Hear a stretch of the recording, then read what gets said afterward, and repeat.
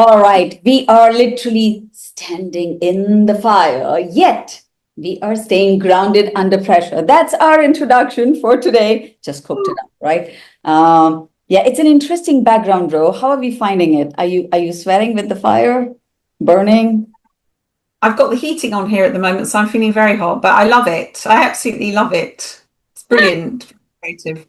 So, with that, I think let's just say hello and welcome everybody. We want to just dive right in. I'm Sarika, and you are. Row.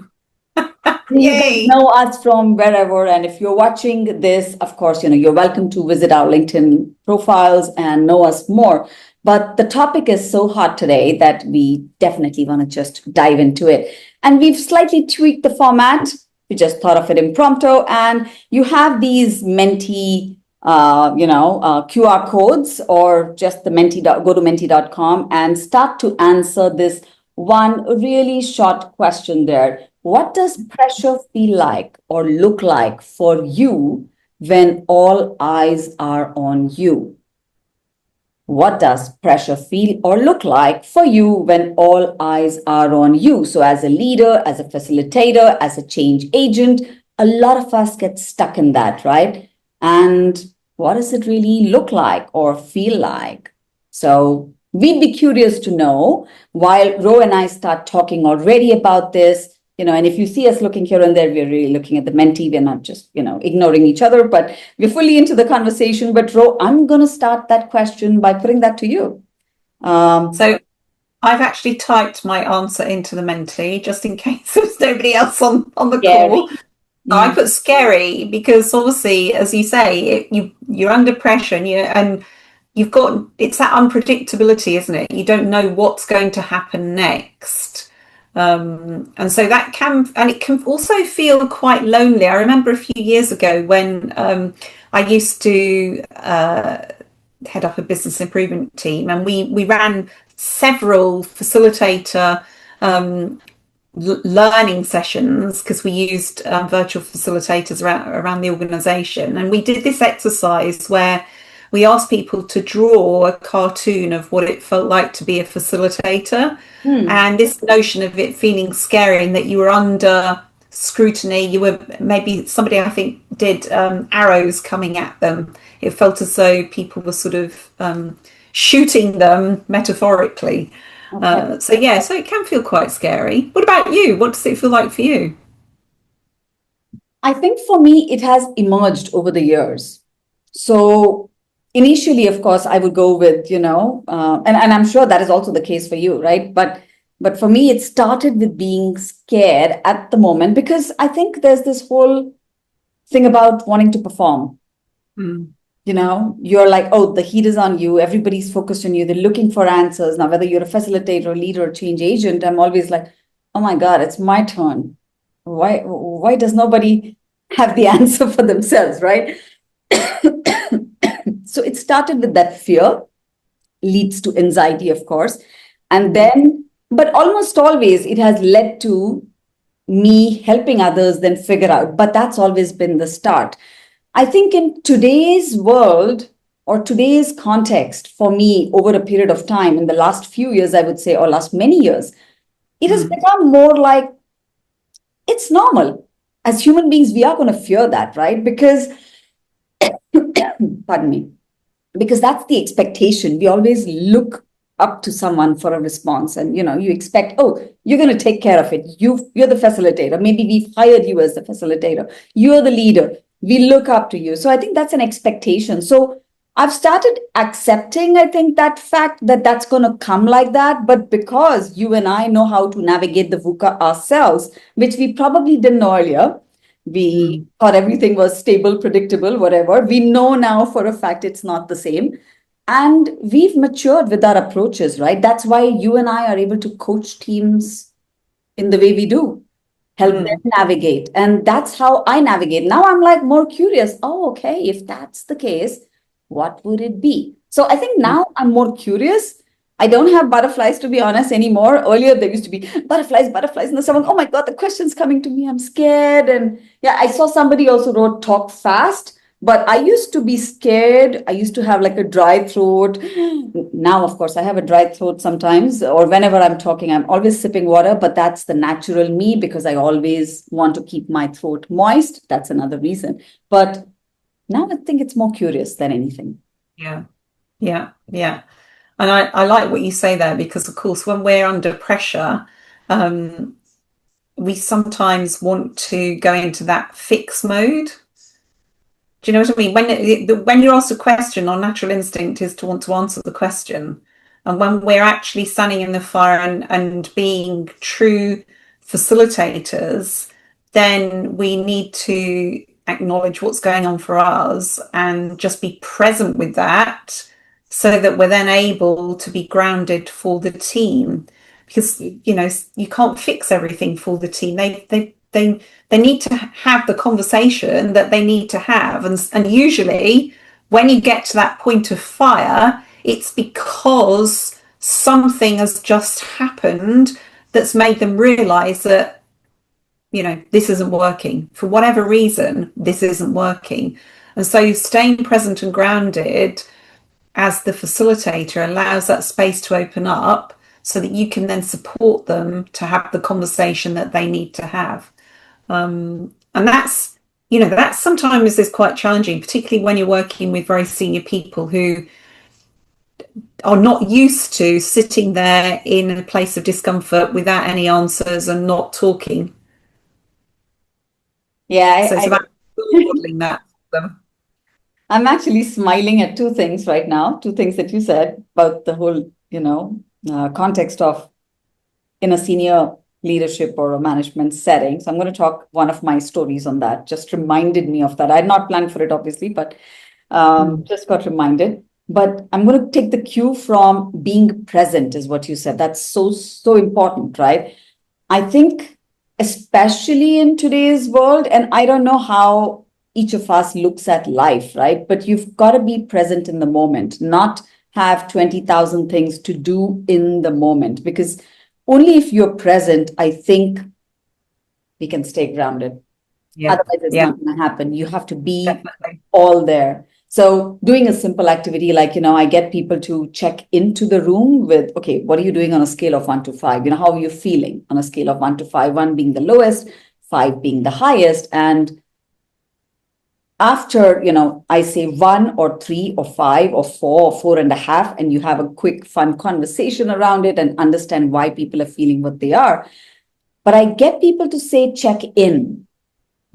And the fact, and it's scientifically proven, I'm not saying any of this, but the moment we say check in, we are not just physically checking into the room, but you're mentally telling your brain, I'm all here. Yeah. And just with that, I'm not going to think of anything else. Now, that being present, or it's the way you sense make, right? You read the room, you do all of that. And as facilitators and change agents, we are awesome at that, right? As leaders, we are. So that takes me to my story where at a CIO meeting, where we were all getting teams or the MDs of different departments getting to say their updates to a CIO. There was one MD who all of a sudden said, well, no, I don't want to be a part of this program. This is not us. We don't want to do this. And we were all like looking at that MD. Okay, where did we go wrong? I thought we were going to share our learnings in this program. We never knew you were resistant. Now, this is all going on inside everybody's head. And my boss is sitting next to me. She's an MD. She's sitting next to me and she's like looking at me. What the hell just happened? Like, with those eyes. And I'm like, hang on, there's hope, there's hope. Let's hear it also. Like, just with eyes, we're talking to each other. And then at the same time, the MD is going on and on and on and on. And I'm like, okay, so where are we stopping? So after that, there's like overwhelming silence in the room. And I was like, okay, nobody is breaking the silence, right? So, but then here's what I'm doing. I'm observing. And then I'm like, okay, great. Thank you for that amazing feedback. We perhaps missed that in the interviews with your team. We are totally cool with you not being part of the program, but of course, we'd love to learn more offline. Let's continue this meeting. And my boss, of course, is like, you can feel it, the pressure. I mean, she's got two parts of the pressure where, what the hell you just said? What the hell did you just say? And okay, I feel glad that you saved us, but that's not what I was expecting because we need that MD on board. But guess what? The meeting went on. And of course, that MD came on board later. But that's another story. But at that moment, if I wasn't present, sense making, what's everyone feeling, and didn't break that silence at the appropriate moment, saying the appropriate things, I don't know what would have been the answer because it was a very long 1 minute. It felt like forever. Yeah, and that's the thing about silence. It can feel very, very long. Yes, and it goes back to what you said about being present, right? That's so key. Yeah. I think sometimes when we facilitate, we forget that we're always in that judgment zone as well in terms of judging what our next intervention is going to be. So we need to stay grounded. We need to be present. We need to resist rescuing, because what we're doing is we're facilitating the conversation for them. And so, and there are different, there are different choices that you can make in that scenario. There are different choices you could have taken. You were there in the room, and because you were sensing the energy in the room as well, that was a choice you made because of what was happening in the room. And that's why, staying in the fire is so important, because it's about making sense of it, not just with our brain, but with what's happening physically. What are we sensing in the room as well? And so yeah, it's always about choice, based on what we're noticing ourselves about us and about what's happening in the room. And so long as we stay present to the fact that we're not there to fix the problem for the group, then yeah, just trust that whatever emerges, and that's the conversation that the team or the group needed to have. And even sometimes just acknowledging, that sounds like it could be a conversation that we haven't realized needed to happen. And then you don't need to say anything else, because no doubt somebody will step in. So it's using silence and pauses, and also not constantly being there to provide an answer and structure the conversation. And because I think that sometimes happens with facilitation, that the facilitator feels an expectation that they have to structure the process of the conversation. Just being in the room, you are changing the system just by being in the room. And so just standing in the fire is actually a powerful tool in your facilitator toolkit. And so that just what you said, it just really resonated and just really triggered that kind of thinking, and based on obviously the experiences that I've had. No, and it's awesome. It's always that, when we're saying things and then something else just sparks up. And there were 2 points that I thought I would want to talk about. I haven't even gone there yet, by the way. So it's always just, jumping on the points that you're bringing out right now for me. And this, again, I made a note. So resist rescuing. So that is so important, because we feel obliged to jump in and rescue. It's really not about that. And I think we need people to step out. So sometimes, even if I look at the same scenario, right, what I could have done also is, okay, let's just look at what's happening. I could have just changed my statement to, let's look at what's just happened. So we've had MDX shared the learnings, MD2 shared the learnings, blah, blah, blah, blah, what they learned, what was positive, negative. And then MD3 actually shared that it's not great for them and the program's not working. So basically get people, to understand what just happened. Just saying this also, I think, shifts energy in the room. It's just that energy that, we're just talking about.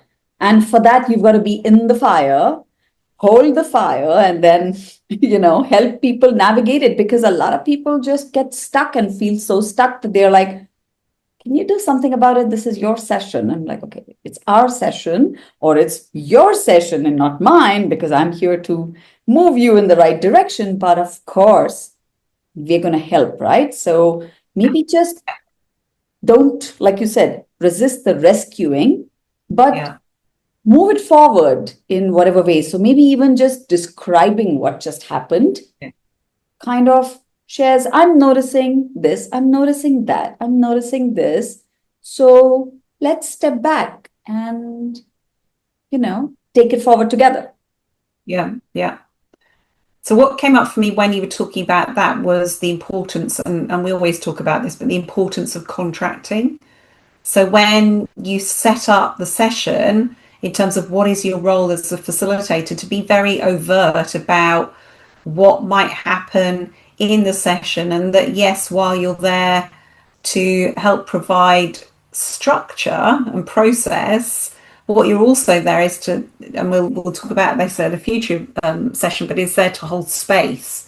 So it's to be willing to allow stuff to emerge as the conversation emerges, and also be willing to let go of the need for too much structure and process. Because at the end of the day, as we know, it's the conversation is the important bit. And just to reiterate what I said at the outset of our conversation, that this is the conversation that the group needs to have. And so, and you can't plan for that.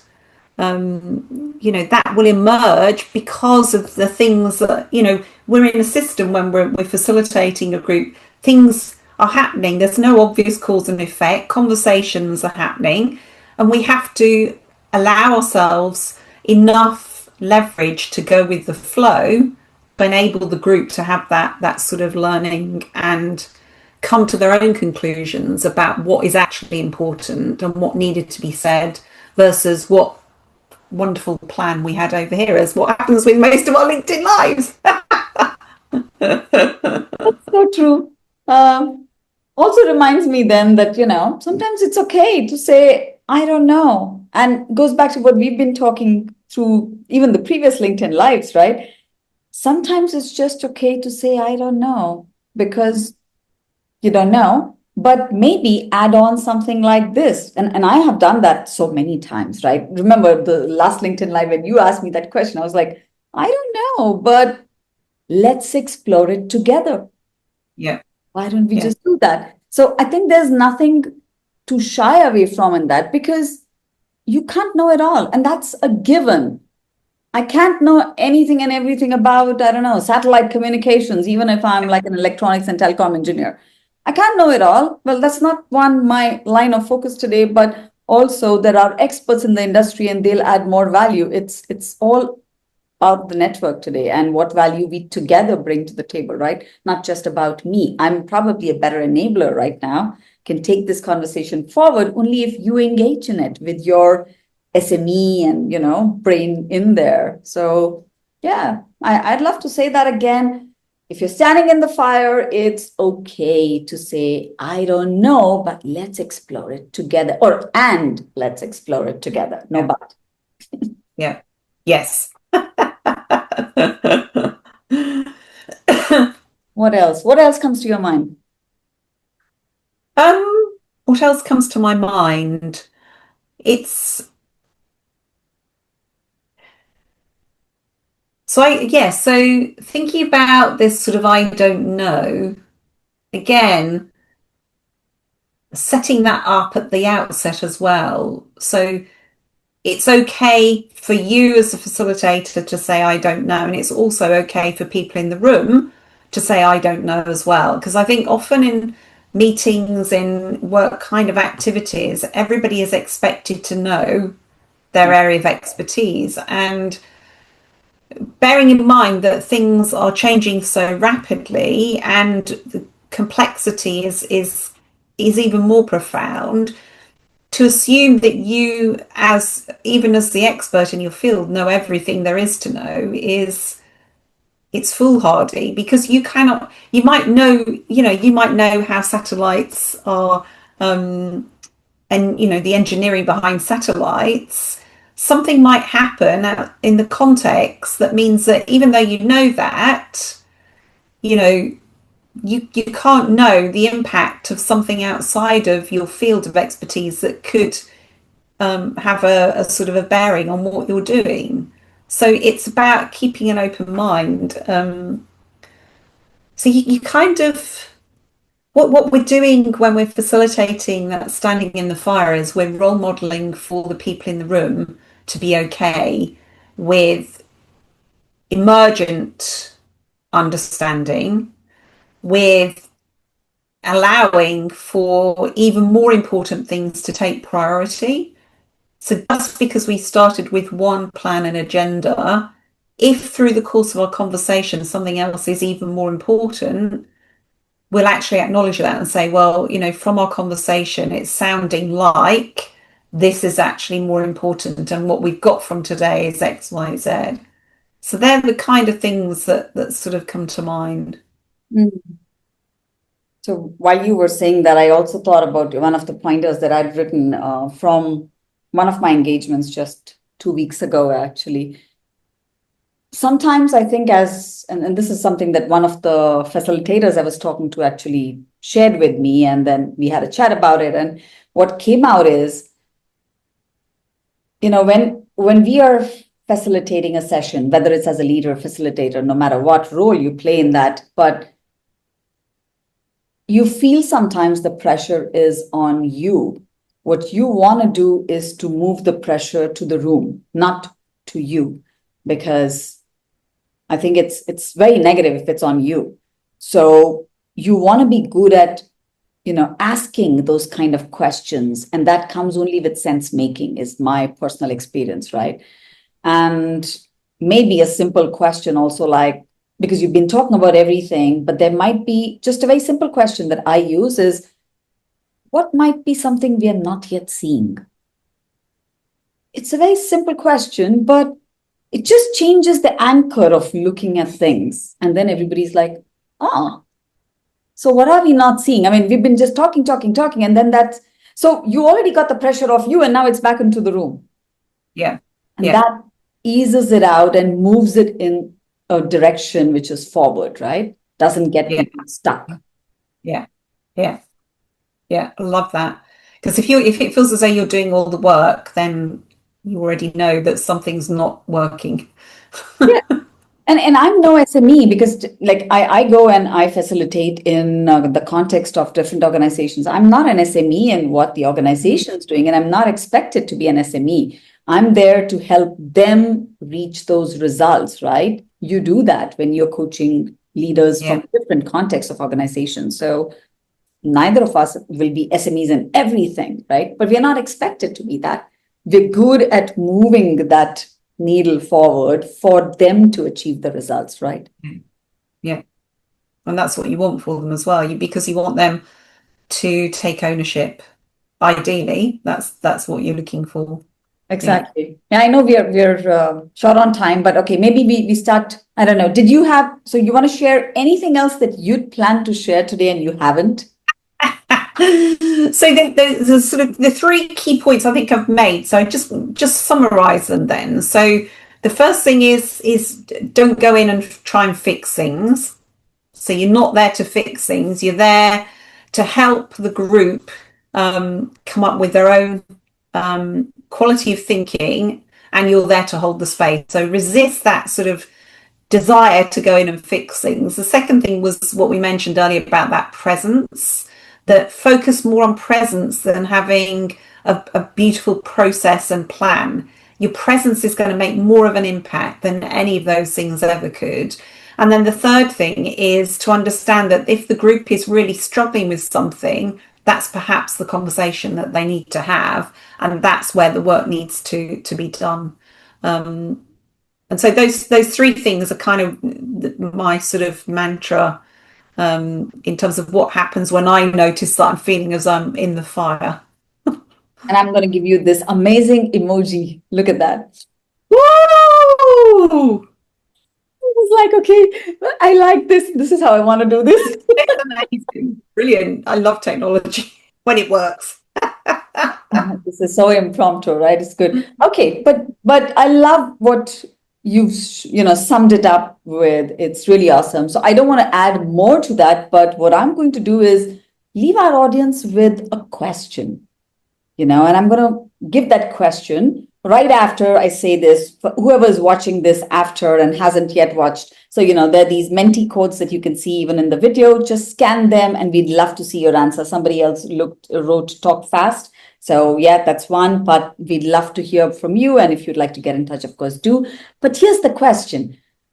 A senior leader hijacks whatever your session is. It could be a facilitation session that you're doing, and you're there in the center, but the senior leader hijacks your session in whatever way. You're free to make assumptions. What should you do? Should you challenge this leader? Because now you're in the fire. Or should you risk losing the psychological safety of the group in the room? Or anything else? What would you do? Ro and I are going to be very keen to hear from you. Tell us what you would do. And keep standing. And I'm looking for the icon again. Hang on. Ro, do you want to find the icon and do this together? Just for fun. Tell me when you're ready. Then. Oh, hang on. Are you ready? Hang on. Let me just find it. Where is it? Found it. I just said fire and I found it. Oh, okay. Yeah, cool. Ready? Yes. Yeah. All right. So, people, stand in the fire. Here we go. Yeah. Woo!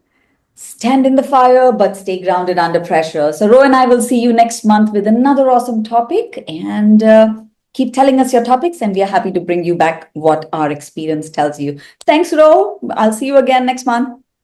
Thanks, Sarika. We will be Phoenix rising from the ashes. Yes. Yes. Awesome.